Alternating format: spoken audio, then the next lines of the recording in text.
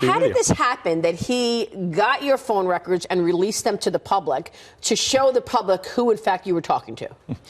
Well, he subpoenaed digits, basically.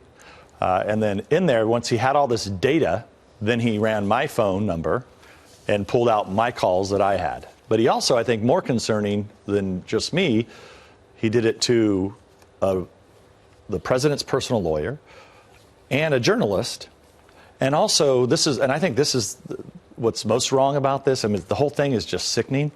But he did it to one of my current staff members and one of my former staff members, who he doesn't like. Him and his team, they don't like the fact that we exposed them for the Russia hoax that they were involved in. That's right. You know, that's what this is all about. So we're putting together a legal team. I think the Republican members of Congress, they have to be concerned, because if they ever spoke to any of these people, their records could be released. And I think journalists should be concerned, because if journalists ever spoke to Rudy Giuliani, at any time that the Democrats decide that they don't like what a journalist has done or what another member of Congress has done, they can just release these. So but we also have to look at the constitutional aspects of this, and do all the members of Congress have a right to privacy?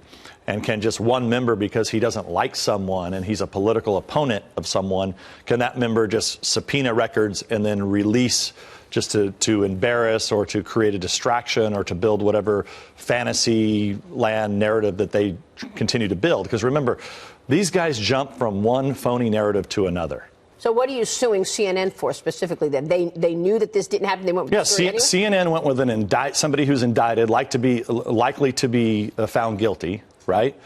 And whatever they're doing, I believe that it's obstruction of justice. Mm-hmm. So we will be working with the appropriate authorities. Department of Justice we'll be sending them information. We'll be sitting down with them, because somebody concocted this story in order to try to get this Parnas guy, who I've never met, to get. Were you ever on the phone with him, though? Because they're saying there's a phone call. So what I said this yesterday. I went through my records on Friday, okay, and very clearly, I got a call from a number that was Parnas's wife.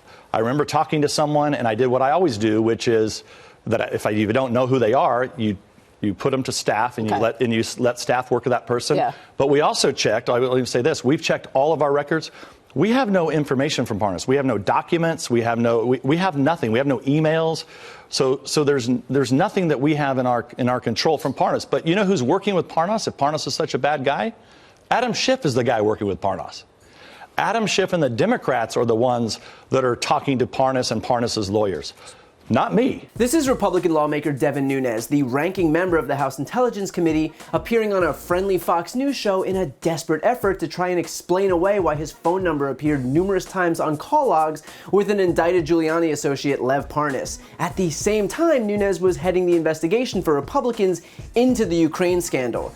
To say that this is a conflict of interest could not be more of an understatement. Nunes frames this as an issue wherein he is the victim, because as a Republican, that is what you do. He's basically saying that Adam Schiff purposefully exposed his call records, which is unequivocally false. The truth is that Schiff subpoenaed both AT&T and Verizon for the call records of Lev Parnas as part of the ongoing investigation into the now indicted business associate of Giuliani, and Devin Nunes' phone number came up because, surprise, numerous calls were made between their numbers. In other words, this wasn't so much Adam Schiff implicating Devin Nunes as it was Devin Nunes implicating Devin Nunes. Of course, when he's asked point blank whether he was ever on the phone with Parnas, Nunes waffles and makes a tenuous claim that it was Parnas' wife, not Lev, who called. In other words, Nunes went from barely knowing how to pronounce the guy's name to now having an 8-minute and 34-second conversation with his wife. I don't know about you, but I also tend to spend the longest continuous conversation I've had on the phone in months with the significant others of people who I do not know. He then claims that he has no documents related to the call. In other words, Nunes is claiming that he's completely absolved, that the call never happened because he didn't make any self-incriminating memos about that call. Well,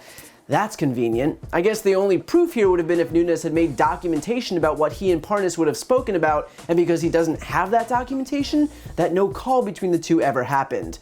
Yeah, no, that totally checks out. And finally, the grand finale, after Nunes is finished blaming his staff and Parnas' wife and his lack of self-incriminating documentation, is Nunes saying that the real issue here is Adam Schiff. That's right, pay no attention to the man behind the curtain, who you should be blaming for all of this, including the fact that the current ranking member on the House Intelligence Committee was caught having a nearly 9-minute phone call with the number belonging to a now indicted Giuliani associate who was involved in the very issue that Nunes' committee was investigating, is his Democratic counterpart. Because somehow, despite the fact that this entire scandal revolved around Trump ordering Giuliani and his associates to facilitate an investigation into Biden, and then one of those associates being in contact with the Republican in charge of the investigation into this very scandal, the real issue here is the other party. Got it. The fact is that Devin Nunes might be trying his best to intimidate all of his detractors into silence with a never-ending string of litigation, but the more information that comes out, the worse it looks for him. Especially considering that Lev Parnas' attorney is now saying that Parnas is willing to testify under oath that Nunes' aides called off a trip to Ukraine this year when they realized they'd have been required to notify Schiff of their travel, and that the purpose of the trip was to interview 2 Ukrainian prosecutors who claimed to have evidence that could help Trump's re-election campaign. And again, as if there was any doubt, if Nunes himself was indeed a central figure in an investigation that he was supposed to be heading for the GOP, that would really not be a good look. Of course, as we await that testimony, one solution for Nunes would just be to testify under oath himself. Although, like Bolton and Mulvaney and Perry and Giuliani and Pence and even Trump, all of whom have been implicated in the Ukraine scandal, the likelihood of anyone voluntarily testifying under penalty of perjury is slim to none. And the reason for that is, like everyone else in this administration, he's clearly got something to hide.